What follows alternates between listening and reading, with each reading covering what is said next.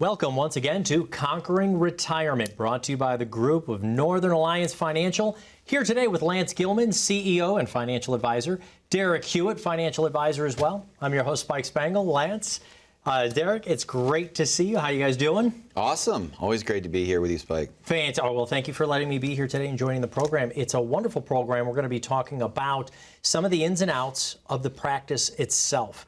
There's a lot of terminology out there that I think confuses folks, confuses myself, and I would like to maybe get some of those definitions and kind of find out a little bit about how the clock ticks here at Northern Financial, how the inner workings and the gears work on that. You're a little bit of a clock fan, aren't you? It's actually one of my hobbies, messing around with old mantle clocks. But so the clock ticking for sure is kind of part of, if you think about that, the inner workings of a clock, very essential, right? Because if one little cog of that clock is out of whack, or there's something that's impeding that particular part, the rest of the clock is not going to function. So it's critically important. And that is very much like a financial plan itself. You could have the investments down. You could have risk that matches what you want to do in life. You could have some version of a health plan together looking at things like long-term care. But if you don't consider one thing, maybe like taxes, it can throw the whole plan off.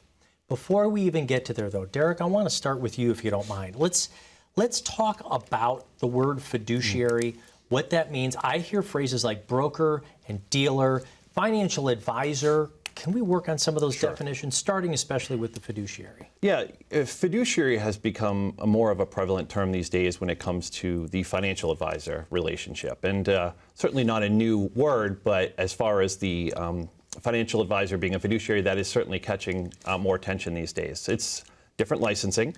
And really the difference, as a broker, you're selling a product. This is the typical, sort of financial advisor you would have been dealing with, even 5, 6, 7, 8, 10 years ago back then. But as things go forward, people are looking to deal more with a fiduciary, because as a fiduciary, what you're doing is you're selling a service instead of selling a product. And so an example would be when a fiduciary is managing your accounts, and they'll charge you a management fee, which is a percentage of the accounts being managed. And that's a very upfront, you understand the cost, and if the accounts go up, we make more. If the accounts go down, we make less. That's how it should be. As a broker, what can happen is they can charge you a management fee, and they often do, and you're aware of that. But what they can also do is be compensated on the back end through commissions by selling certain products. So Spike, you come in, you think I've got your best interests in mind. Yeah. And I may, but you don't know for sure, because what's happening as a broker is I am able to pay myself through commissions and generate those through products that you didn't even know paid me commissions. So there's a conflict of interest, because there could have been another mutual fund that I could have put you in that maybe was lower cost or little to no cost and didn't pay me a commission. So there's just that conflict of interest. You're just not aware. I think the other thing that's critically important when you look at the whole differentiation between, let's say, a brokerage house and a fiduciary house is simply that the broker does not necessarily have to do what's in the best interest of the client. They don't. Whereas the fiduciary has a legal and ethical responsibility to do what is in the best interest of the client. Now, just knowing that, I think if you canvassed 10 people and said, do you know there's a difference between advisors? I would bet 9 out of 10 people do not even know to ask the question, are you a fiduciary advisor? Because if they're not a fiduciary advisor and they don't have to do what's in your best interest, why would you want to necessarily put your nest egg that you've saved your entire life for with somebody that doesn't necessarily have to do what's in your best interest?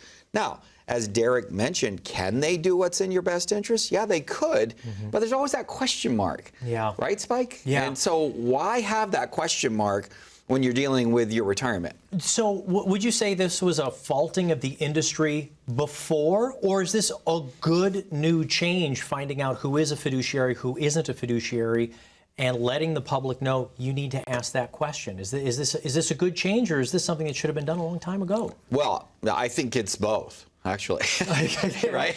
It's a good change, and it should have been done a long time ago. Yeah. Because essentially, to me, if anybody is talking about your retirement funds that you have saved your entire life for, they should have to have a fiduciary response. They should have to do what is in your best interest. So that's the first question that anybody should ask when they're talking about their retirement funds. And they're going because let's say they were recommended, go talk to X or go talk to Y. They're really good people. They're really nice. Yeah, they're really nice. But that doesn't mean they have to do what's right for you. Right. Just because they're really nice. And a difference between, again, a broker, as you were saying, Derek, and a fiduciary. So as a fiduciary, does this really widen the scope of what you have to talk about when somebody comes into your office, as opposed to saying, hey, I'm 58, I just want somebody to manage my assets. And you have to say, no, wait a second. I need to find out, are you married? What's your timeline? Do we have long-term care insurance? All of that. Do you appreciate the broadening of the scope of what you have to do as a fiduciary? Absolutely, because it should be done anyway. It should be done with a broker. You should be taking many things into consideration and doing what's in the client's best interest and not what's suitable, which is sort of the broker Okay, model. let me even roll this backwards. So then, Lance, let me ask you, CEO, founder of a firm, what would you say your typical client looks like? Who's the typical person who kind of darkens your doorway? Well, normally most people that are coming into the office are somewhere between 3 to 5 years away from retirement. So, and if you take the arbitrary FRA, the full retirement age that Social Security has placed out there for retirees, that's going to be between 66 and 67 years of age, right? So then you back that off 3 to 5 years, then we're kind of in that window of upper 50s, low 60s, somewhere in there. That's a pretty standard client, and they haven't normally taken Social Security yet, and that's one of the things that we're going to want to understand is what do those Social Security benefit projections look like for you? A lot of times brokers or other advisory firms, they don't even talk about Social Security. For the average person, Social Security is going to amount to somewhere between $550 and if $550,000 projected over their lifetime. If it's a couple $1.2 million, and most advisors don't even talk about it. Why? Because you can't make any money off it. That's what I was wondering. If you're not making, but as a fiduciary, you say, let's talk about this. Let's talk about your long-term care. Let's talk about Medicare, whether you help them implement the Medicare or not. You do these things because it's in their best interest. Right, and because in order to formulate a comprehensive, holistic plan, we have to talk about all those things, Spike. We've got to talk, what does your budget look like? What are your goals? That's one of the first things that we're going to ask of people when they come in, right, Derek? Oh, yeah. Yep. What are their goals? Because the goals set the trajectory for everything. Right? Yeah. You have to know where you are. You have to know where you want to go in order to navigate those 2 points. It was the whole point of the GPS. You can't put in your route if you don't know where you're going to or what destination you want to hit before you get there. Derek, I see you got something on your mind. Can we do it right after this Absolutely. message? So we're going to take a very short break right now. I'm going to let Lance as well talk about his brand new book when we come back from this commercial break. So Derek's got something on his mind, but the Conquering Retirement. What we like to do is get you to come into the office, and we will help you map that out for your retirement. Where do you want to go? What do you want it to look like? How do you want to spend your every single day now is Saturday, 7 days a week? If you'd like to find out what Conquering Your Retirement looks like for you and get your own complimentary written financial plan, call the phone number below, schedule an appointment. When you come in, you'll get a complimentary copy of Lance's new book, which he'll talk about when we get back, right after this break. Our team at Northern Alliance is very diverse in terms of the services that we offer. We do take a team-based approach. We carry multiple licenses so that clients can do everything within the Northern Alliance financial team. If it has anything to do with retirement, that's what we specialize in. Budget planning, tax considerations, Social Security strategies, risk management, long-term care, Medicare, health planning, as well as legal and estate planning. We really are a one-stop shop. There's Lance, Gilman, Peter Hansen, Jeremy Barnard, myself. We do have a staff that is great. In Maine, we have multiple locations to cover the vast array of the state. You know, you can come in and have a conversation in person. And a lot of people are looking for these days. Things after COVID have changed to more Zoom, phone call sort of things. And we'll do those things, but we appreciate and would rather have you come in person and have a conversation face to face like this. We're pretty approachable and we're going to listen to you. We're going to try to determine what your needs, your aspirations, those goals are, and then we're going to do everything that we possibly can to help you meet those goals. It's lighthearted, it's carefree. We laugh like crazy. An atmosphere that I don't think is common in a lot of other practices. We were talking about how well the team is bonding together, how similarly we all think, in that what we do, we want to actually make a difference. Average, everyday people helping average, everyday people. You know, we truly do put the client first. Our mantra has been, when you take care of people, people take care of you.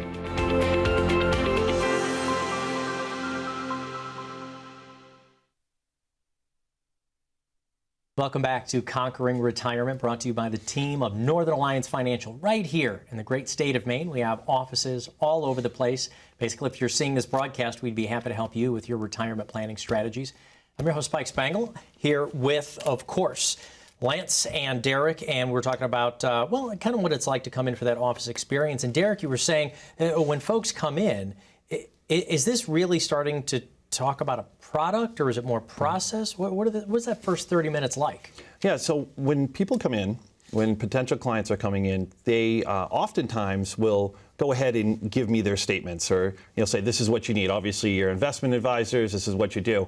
And they're usually taken back because I'll say, okay, we'll get to that. But there's so much more we need to know and ask about before we get into that. Of course, those are a big part of what we do, but we can't do that effectively until we know the big picture and we understand everything.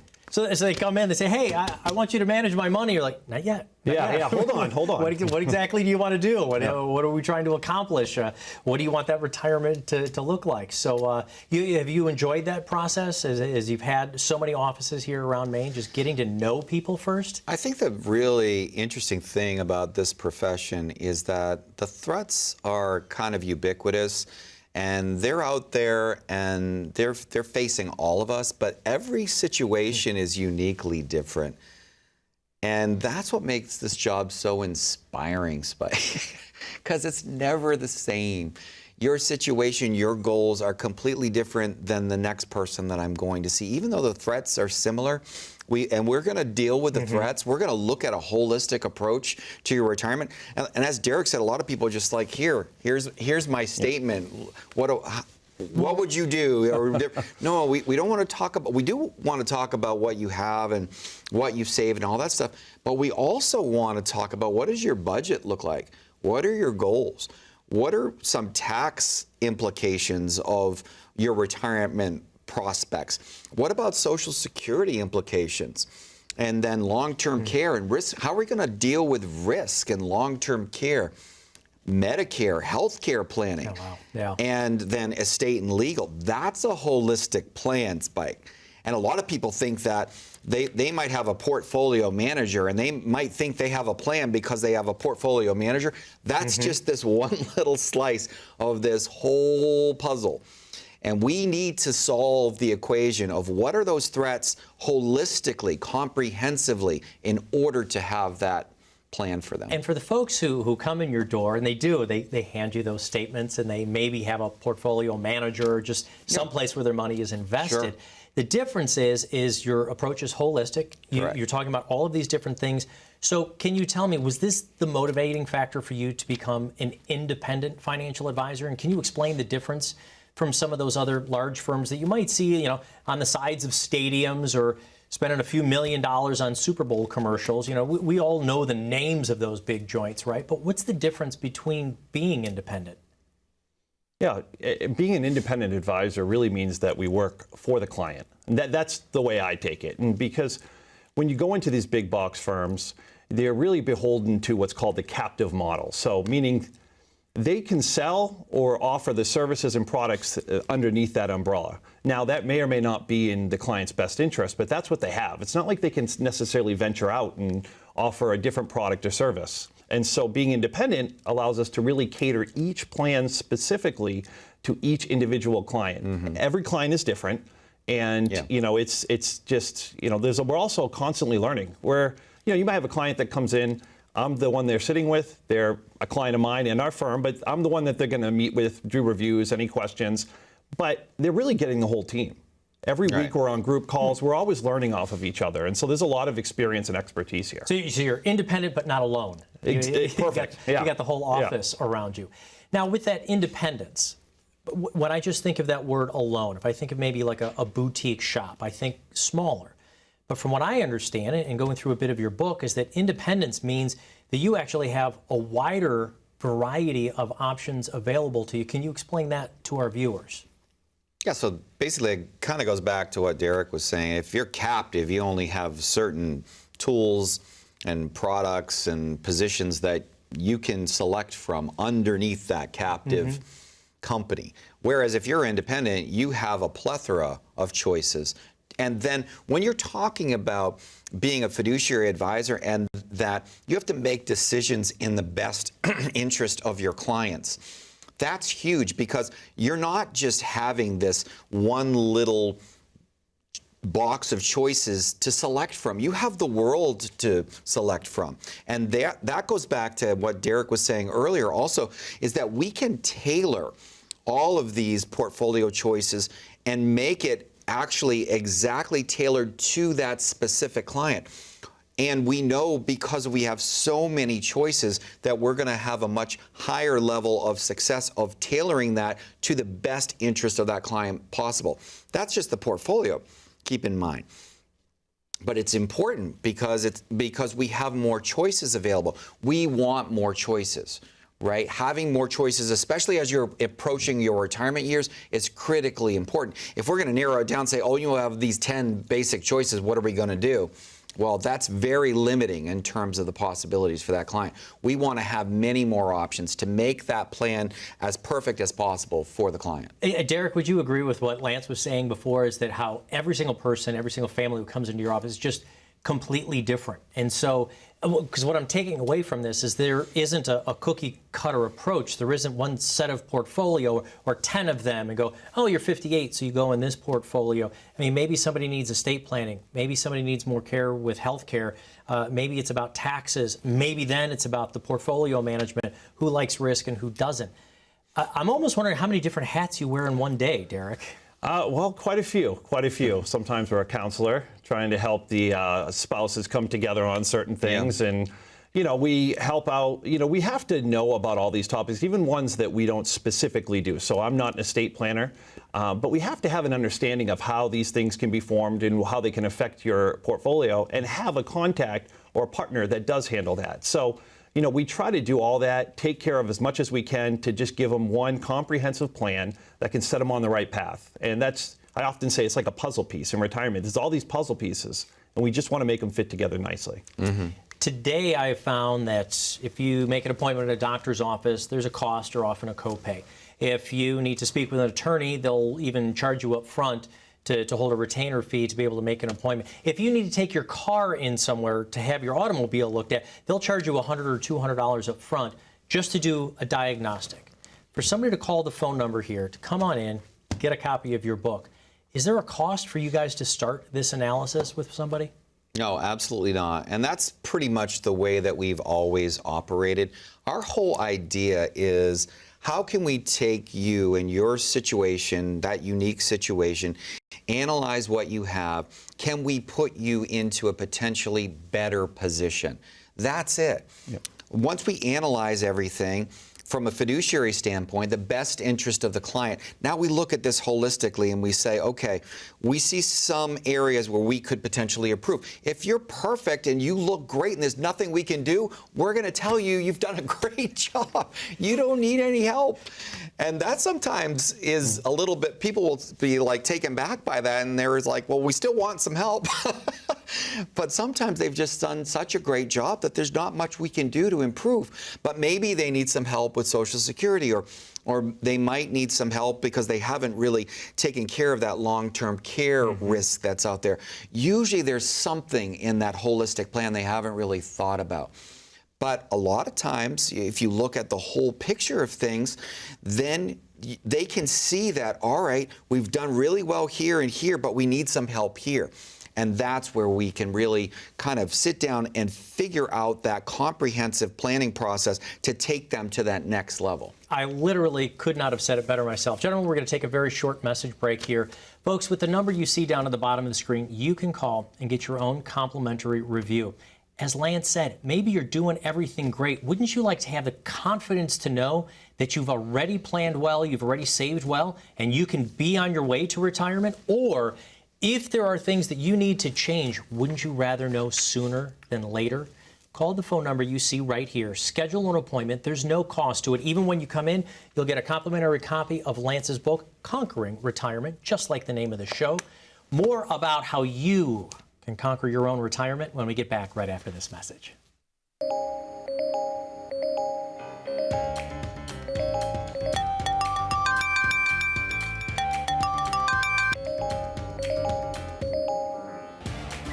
Good morning, Ben.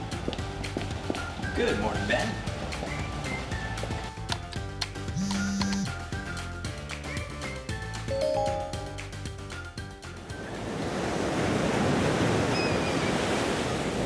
Hey, birthday party for Carol and 5. Happy birthday to you.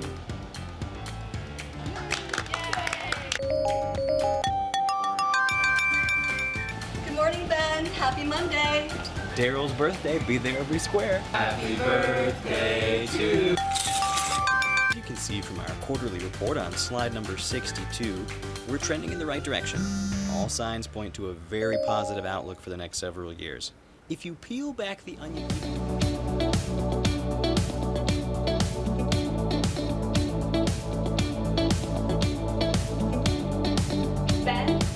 Ben, do you have anything to add? The work never seems to end until the day it finally does. Call today to get your free written financial plan so you may live every day to the fullest and enjoy the retirement of your dreams.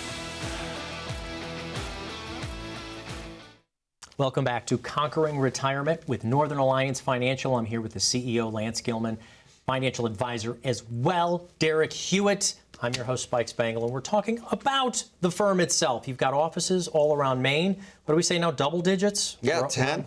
Up to 10 digits. All over the place? All over the state. Is that a lot of driving around for you guys, or do you both kind of stay centrally located in your own seats? You know, we've got our locations Yeah. we stick to, Okay. and so we try to manage that. Maine's a big state, obviously, and Yeah. so, Yeah. you know, it'd be tough for someone to be up north and down south at the same time. So Yeah. we split things up pretty nicely. So a lot of coverage for the entire state of Maine, which is fantastic. But something I specifically want to ask you, Lance, especially as obviously the architect of many of these 10 offices, is what does make your philosophy or your office different? What is different from maybe some of the other, as we would call them, big box firms, those larger corporate places? Because if we're talking about difference, you brushed along Social Security. How does what you do make a difference for folks? Well, I think our approach is totally different because the approach is, as Derek said in the beginning of the show, many times people will just bring and try to hand them the statement and say, okay, here's my stuff. What do we do now?